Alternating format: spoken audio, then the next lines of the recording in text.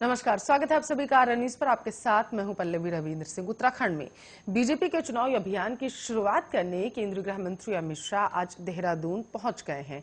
अमित शाह अपने एक दिवसीय उत्तराखंड दौरे पर राजधानी देहरादून पहुंचेंगे। देहरादून में वह एक जनसभा को संबोधित करके प्रदेश में पार्टी के चुनावी अभियान की शुरुआत भी करेंगे। आपको बताते चले, बन्नू स्कूल मैदान में आयोजित जनसभा को अमित शाह संबोधित करेंगे। इसके बाद वह प्रदेश बीजेपी ऑफिस में कोर कमेटी की बैठक में शामिल होंगे। फिर वह हरिद्वार रवाना हो जाएंगे।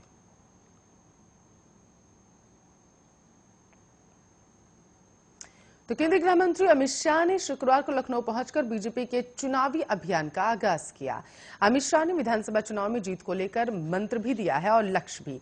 अमित शाह ने लखनऊ में तमाम बैठकों की और इंदिरा गांधी प्रतिष्ठान में हुई बैठक में पूर्व विधायक, पूर्व सांसद, लोकसभा चुनाव 2019 में लोकसभा के प्रभारी व संयोजक शामिल रहे। इस बैठक में सभी को 300 प्लस सीट का लक्ष्य रखा गया था। सूत्रों के अनुसार बीजेपी के चाणक्य कहे जाने वाले अमित शाह ने सभी से कहा कि सभी को टिकट नहीं मिल सकता, लेकिन सभी महत्वपूर्ण है। सभी परिस्थितियों, समीकरण, पहलुओं को देखना पड़ता है, इसलिए जिसे टिकट मिले पूरी ताकत से चुनाव लड़े। जिन्हें टिकट नहीं मिलता वो उनको जिताने में लगे, जिन्हें टिकट मिलेगा। उन्होंने कहा है कि संगठन का जो भी निर्देश हो उसे सभी माने। अमित शाह ने कहा है कि आगामी चुनाव बहुत महत्वपूर्ण है और इसके लिए समन्वय व्यवहार जरूरी है। अमित शाह ने 300 प्लस सीट का लक्ष्य तो दे दिया, लेकिन साथ ही ये भी कह दिया है कि 2017 से अधिक सीटों पर कमल खिलाना है। वहीं बैठक के बाद उसमें शामिल नेताओं के बीच ये चर्चा रही कि करीब 150 सीटों पर मौजूद विधायकों का टिकट काट सकता है।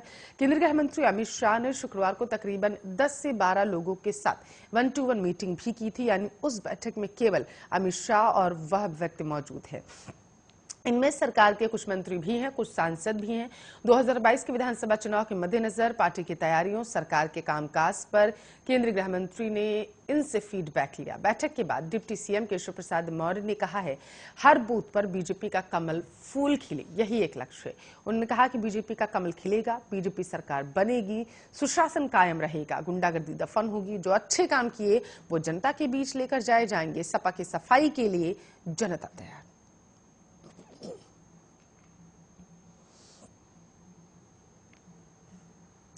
तो मुंबई क्रूज ड्रग्स मामले में एनसीबी के गवाह किरण गोसावी को धोखाधड़ी के केस में पुणे पुलिस ने गुरुवार को गिरफ्तार कर लिया, जिसके बाद उसे कोर्ट से 8 दिन की पुलिस कस्टडी में भेज दिया गया। किरण गोसावी पर धोखाधड़ी के पहले से 3 मामले दर्ज थे। आज धोखाधड़ी के 4 और नए मामले सामने आ चुके हैं। इसकी पुष्टि पुणे के पुलिस कमिश्नर अमिताभ गुप्ता ने की। पुणे के पुलिस कमिश्नर अमिताभ गुप्ता ने बताया है कि किरण गोसावी पर धोखाधड़ी के 2 अलग अलग थानों में 4 और शिकायतें मिली। उनके खिलाफ 4 शिकायतकर्ता अपनी शिकायत लेकर सामने आए। हम उनकी शिकायतों के आधार पर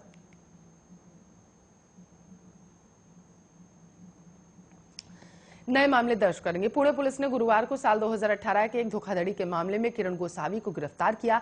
किरण गोसावी पर 2018 में धोखाधड़ी का मामला पहले से ही दर्ज था। वहीं कोर्ट में पेशी के बाद आपको बता चले उन पर 2 और नए मामले दर्ज किए गए। किरण गोसावी पर अब इंफॉर्मेशन टेक्नोलॉजी एक्ट 66D के तहत मामला दर्ज किया गया है, जो कि फेसबुक पर एड लेकर युवाओं को नौकरी देने के बहाने फंसाने का मामला है। इसके अलावा उनके ऊपर आईपीसी 419 के तहत धोखाधड़ी का एक और मामला दर्ज किया गया।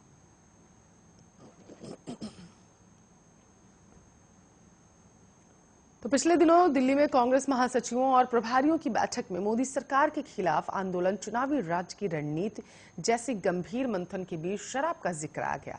कांग्रेस के मेंबरशिप अभियान पर बात हो रही थी। एक महासचिव ने राहुल गांधी के सामने कांग्रेस का मेंबर बनने के लिए शराब नहीं पीने और खादी पहनने की शर्त बदलने की मांग उठाई।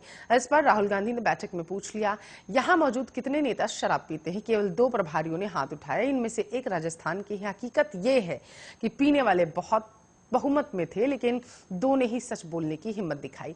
नेता अभिनेता का फील्ड भले ही अलग अलग हो, लेकिन नेता का अच्छा अभिनेता होना एक अनिवार्य खूबी सा हो गया है।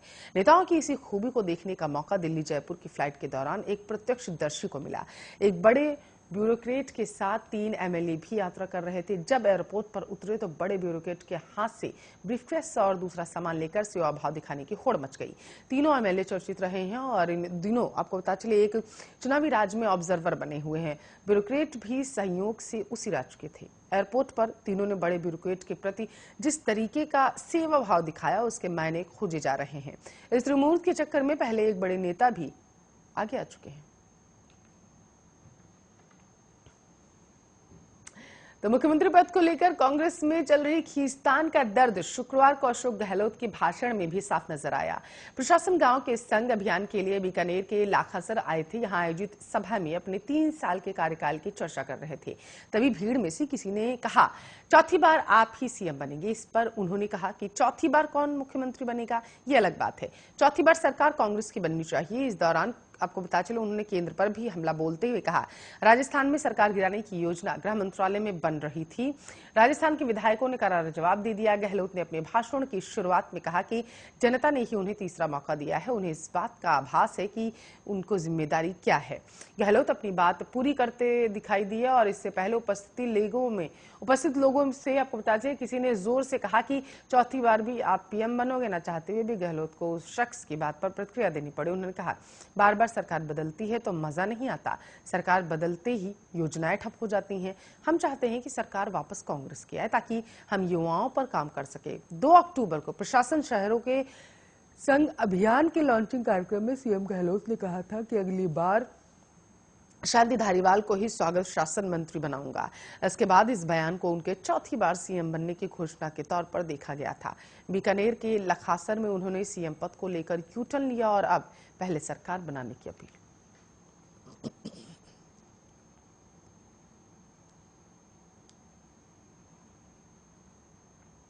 तो उत्तर प्रदेश में विधानसभा चुनाव से पहले दल बदलने का सिलसिला तेज हो चुका है। उधर सपा प्रमुख अखिलेश यादव आज बसपा सुप्रीमो मायावती को बड़ा झटका देने वाले हैं। बसपा के 6 बागी विधायक आज सपा में शामिल होने जा रहे हैं। सभी बागी विधायक लखनऊ स्थित सपा कार्यालय में साइकिल पर सवार होंगे और इस दौरान पूर्व सीएम अखिलेश यादव भी मौजूद रहेंगे। अखिलेश यादव दोपहर 12:30 बजे के आसपास प्रेस कॉन्फ्रेंस करेंगे।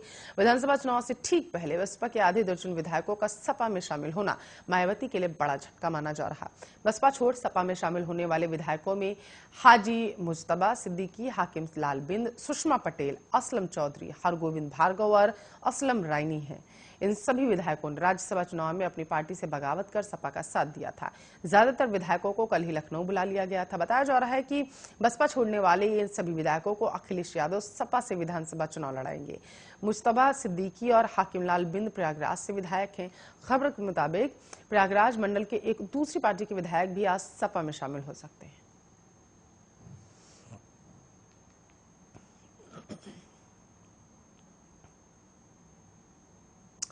तो यूपी एसटीएफ को बड़ी सफलता हाथ लगी है। चित्रकूट में आज तड़के एसटीएफ ने डकैत गौरी यादव को एनकाउंटर में ढेर कर दिया।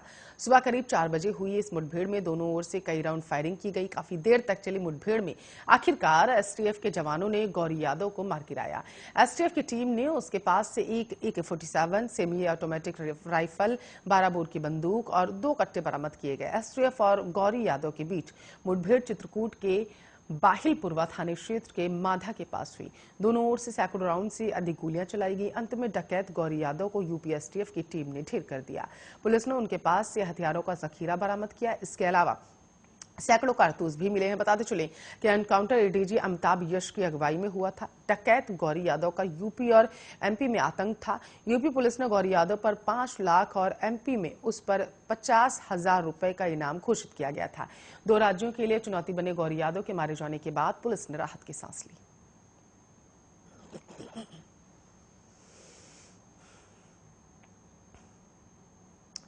तो इंडियन प्रीमियर लीग का अगला सीजन बेहद ही रोमांचक होने की उम्मीद जताई जा रही है, क्योंकि इस टूर्नामेंट के अगले सीजन से 2 नई टीमें खेलती नजर आएंगी। हाल ही में हुए आपको बता चले ऑक्शन में आईपीएल में लखनऊ और अहमदाबाद की टीमों का ऐलान किया गया। अब तक आईपीएल में कुल 8 टीमें थीं और इन 2 नई टीमों के साथ अगले सीजन में 10 टीमें टूर्नामेंट का रोमांच बढ़ाएंगी।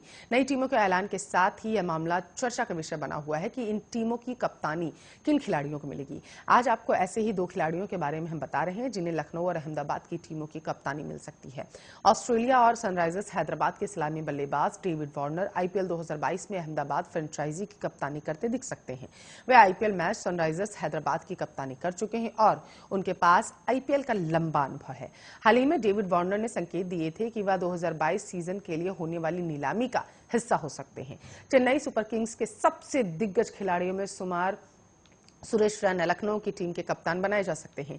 सुरेश रैना को आईपीएल का लंबा अनुभव है और वह सबसे ज्यादा रन बनाने वाले बल्लेबाजों में शुमार हैं। अगर उन्हें लखनऊ का कप्तान बनाया गया तो वह इस टीम को आगे ले जाने में कामयाब रहेंगे। आईपीएल 2022 में पुरानी 8 टीमों को 4 खिलाड़ियों को रिटेन करने की अनुमति होगी। आसान भाषा में कहें तो यह टीमें 4 खिलाड़ियों को अपने पास बरकरार रख सकेंगी, वहीं बाकी खिलाड़ियों को उन्हें ऑक्शन पुल में भेजना होगा। हालांकि 2 नई टीमें लखनऊ और अहमदाबाद नीलामी से पहले बाकी खिलाड़ी पूल से 3 खिलाड़ियों को हासिल करने में सक्षम होंगी। यह बात एक रिपोर्ट में कही गई है। बीसीसीआई की तरफ से आईपीएल 2022 की नीलामी की आधिकारिक तारीख की घोषणा की जानी बाकी है, लेकिन खबरों के मुताबिक दिसंबर में नीलामी होगी। चलिए इस रिपोर्ट के साथ फिलहाल के लिए इस बुलेटिन में बस इतना ही। बने रहिए हमारे साथ, देखते रहिए आरएन न्यूज़।